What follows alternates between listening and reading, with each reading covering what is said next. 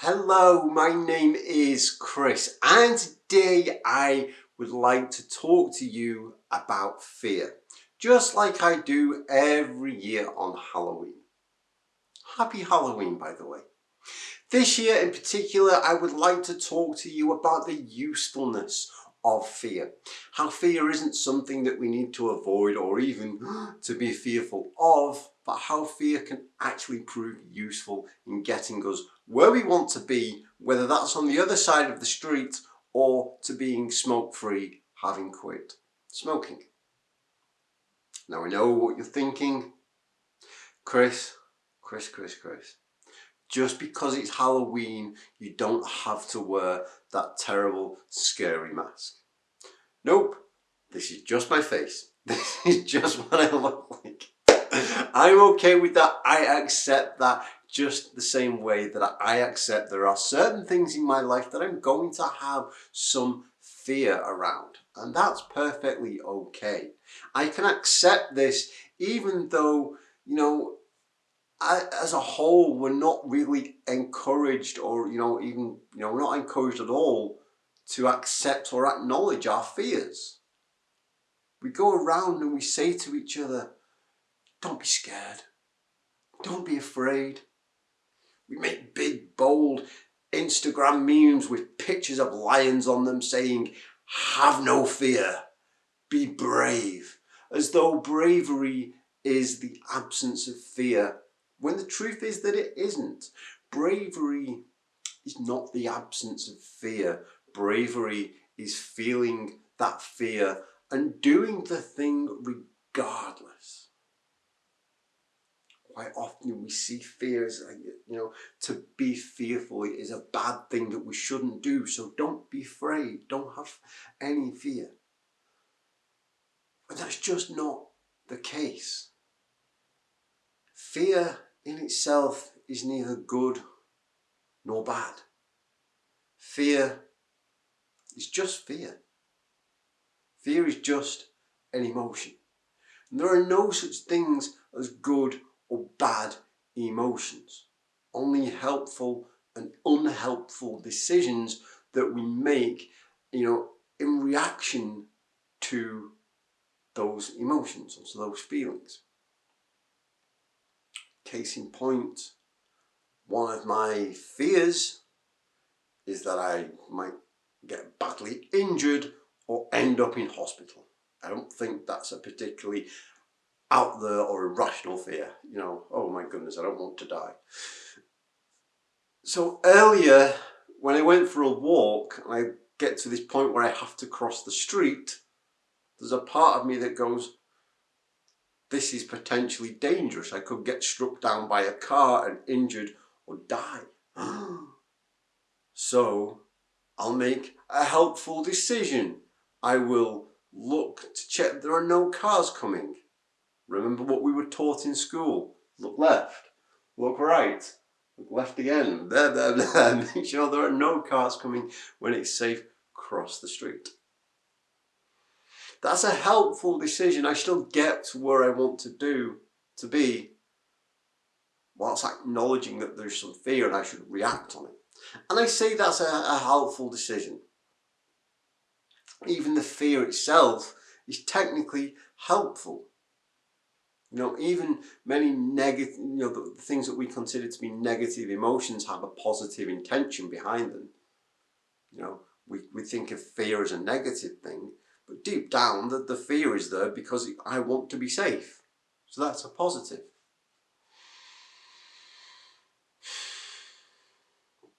But an unhelpful decision that I could make to keep myself safe would be to say, well, I might get run over by a car if I cross the street, so I'll just stay here on this side of the road where it is safe.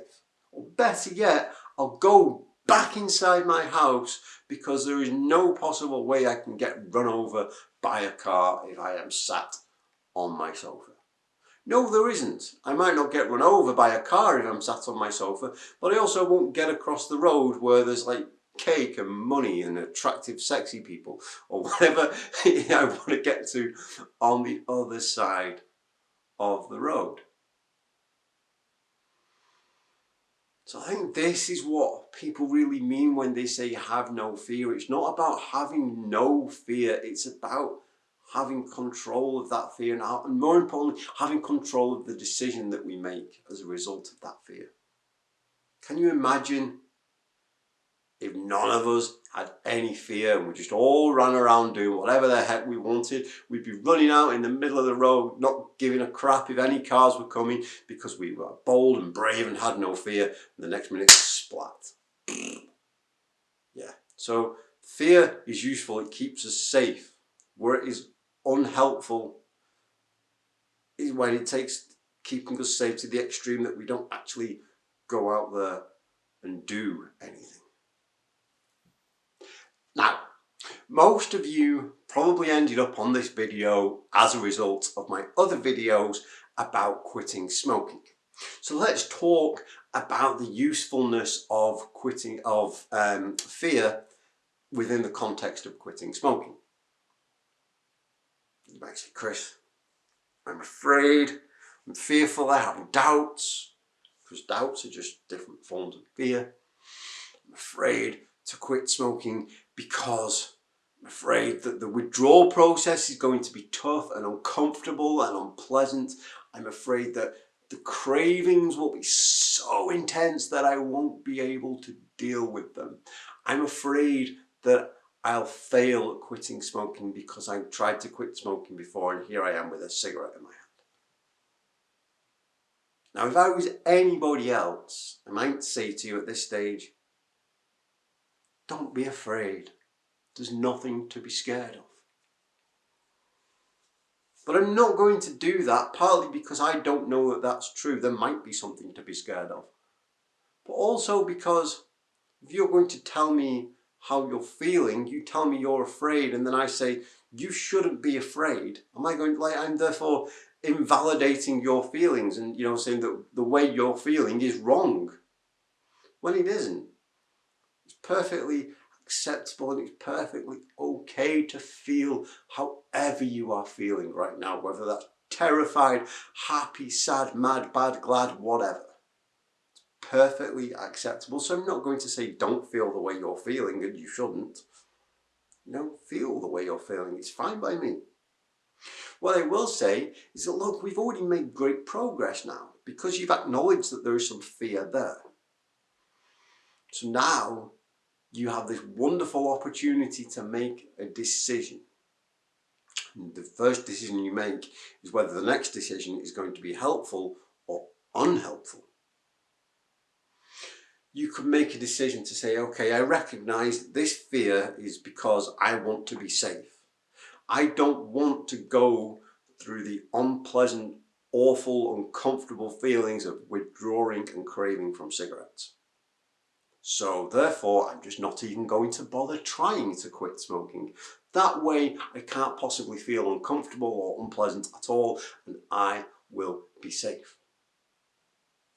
Now, when you put it like that, it sounds quite helpful. Anything that keeps us safe sounds helpful. But at some point, we've made the decision that we want to quit smoking because for some reason it is making us unhappy. Nobody thinks, I love smoking, but I'm going to quit anyway. There's something about it that makes us unhappy. So to say, well, I'm not even going to bother trying to quit is unhelpful, because then it stops us achieving that happiness. A much more helpful decision would be to say, okay, I'm afraid that the withdrawal process is going to be unpleasant.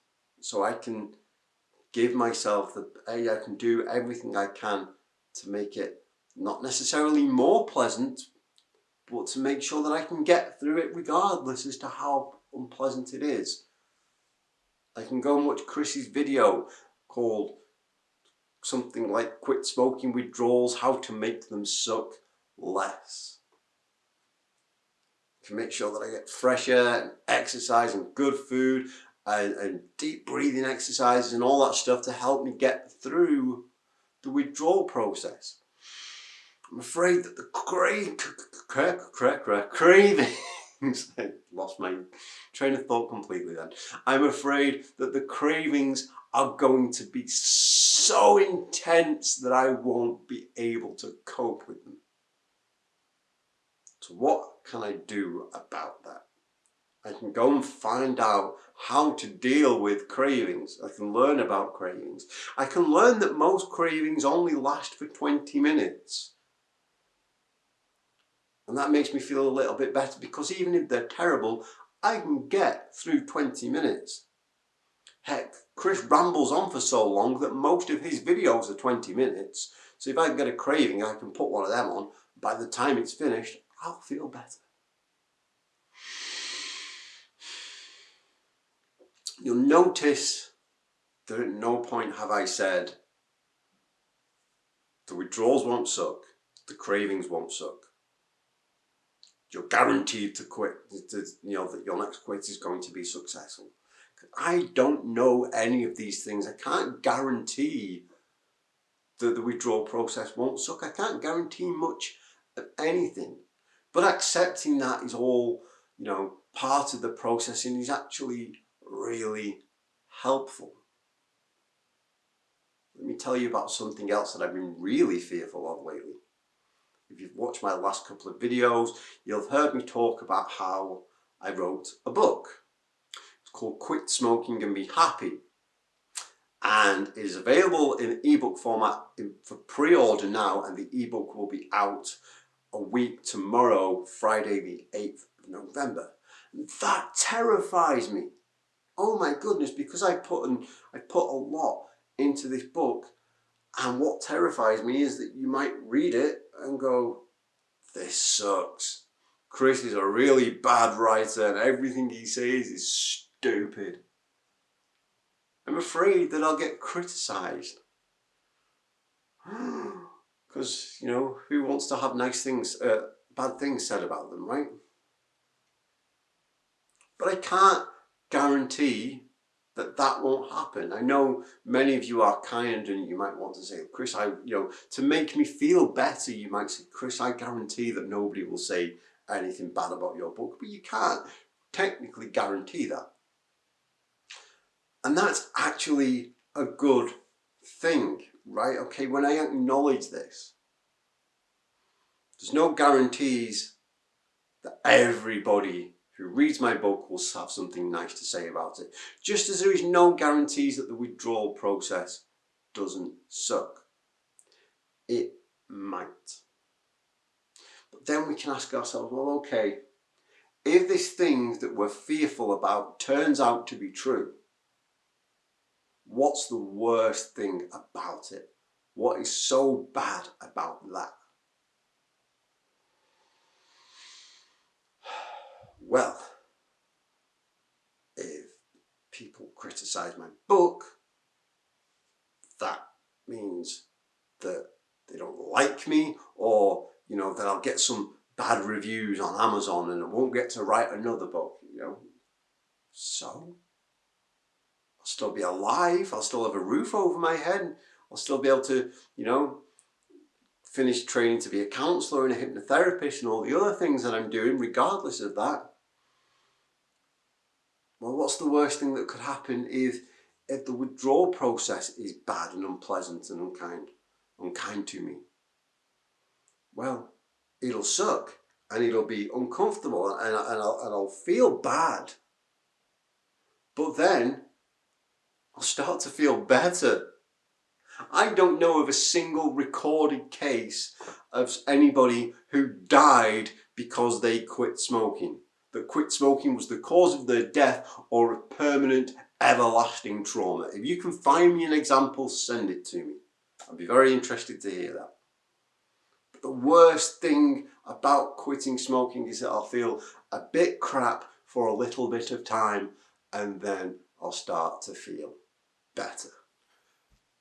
Finally, what we can say is, okay, we've acknowledged that this thing that we're fearful of might not be so bad after all, but we're still fearful of it anyway, and that's okay. So what can we then do to reduce the likelihood of this thing happening, while still acknowledging that we're not guaranteed to be able to prevent it from happening altogether. In the case of me, in my writing, I can make sure that I've proofed the book properly and that the version that I'm submitting, for you guys to read is the best writing I am capable of doing at this point in my life. In terms of quitting smoking, okay, I'm not guaranteed to be able to prevent the withdrawals from being unpleasant, but there's so much I can do to make sure that I get through this process regardless. I'm afraid that I'll fail at quitting smoking because I failed last time. Well, then I say, well, okay, what's bad about that? What's the worst thing that will happen as a result of failing? I'll end up with a cigarette in my hand. But I've got a cigarette in my hand now. And then I'll have to quit smoking again. Well, how bad is that? Not that bad because I've done it before. But what can I do knowing that, what can I do to reduce the chance of me failing as much as possible? Well, last time I failed, it was because I went out drinking. So I'll just abstain from alcohol until I've sorted out this quit smoking thing. The last time I failed, it was because I got really, really angry and shouted and lost my temper and had a cigarette to calm me down. Well, this time I can recognize that a cigarette won't calm me down. Smoking a cigarette to get calm is like banging our head against a wall to alleviate a headache. So I know that, so I can take steps, I can acknowledge that and I can take steps to ensure that if I do get angry, I have a different way of dealing with it other than a cigarette. And this isn't about having no fear. It is about looking at what is this fear trying to tell me, and what is the positive underlying intention of this fear, and what is the best thing that I can do as a result of that fear. Knowing that the worst thing that I can do as a result of fear is to do nothing. If I want to quit smoking, I've got to take action no matter how scary it might be. If you want to put a book out there that might help people, I've got to at some point let it go, and accept that might not be the perfect book for everyone. If I want to get across the street because there's cake and sexy people and all that good stuff on the other side of the street, at some point I've got to cross the fucking street. I can't just sit here going, there's nice stuff over there, but I might get run over.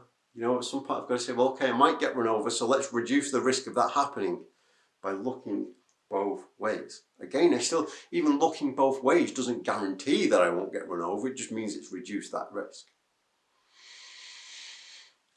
I'm at that point in my video where I start repeating myself, so I will just say thank you so much for watching. I hope this has been helpful to you in some way. As I said, I'm sorry to keep banging on about this. Quit Smoking and Be Happy, the ebook version is out next Friday. You can get it from chrisscoyles.com/book. If you would like to come and join our wonderful community of people who are supporting each other through their quit smoking journey, you can do that at Finding Freedom. It is facebook.com/groups/findingfreedom1. The links, as always, are in the description below. Thank you so much for watching. Happy Halloween. I will see you next week. Goodbye.